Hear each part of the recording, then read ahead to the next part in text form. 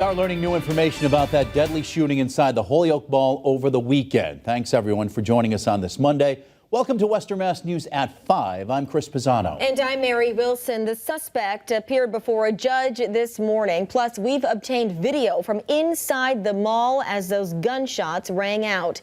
Western Mass News reporter Paris Dunford begins our team coverage live from Holyoke District Court. Paris, what can you tell us?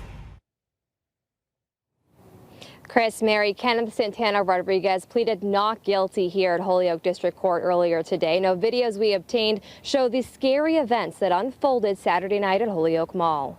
A busy night at the Holyoke Mall Saturday turned into a nightmare. Video shared on social media taken from the Cajun Cafe in the mall shows people frantically running around, running away from the sounds of gunshots fired.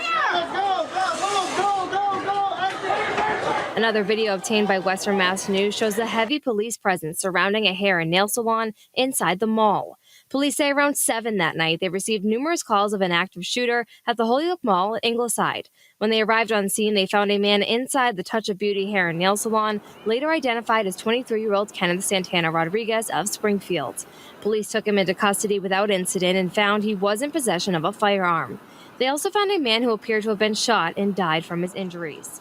Identified as 33-year-old Trung Tran of West Springfield. Santana Rodriguez is charged with murder and assault and battery with a dangerous weapon.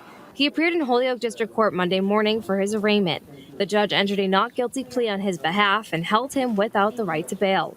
As Santana Rodriguez walked out of the courtroom in handcuffs, he blew a kiss to the backside of the courtroom in the direction of a group of people who were very emotional throughout the hearing.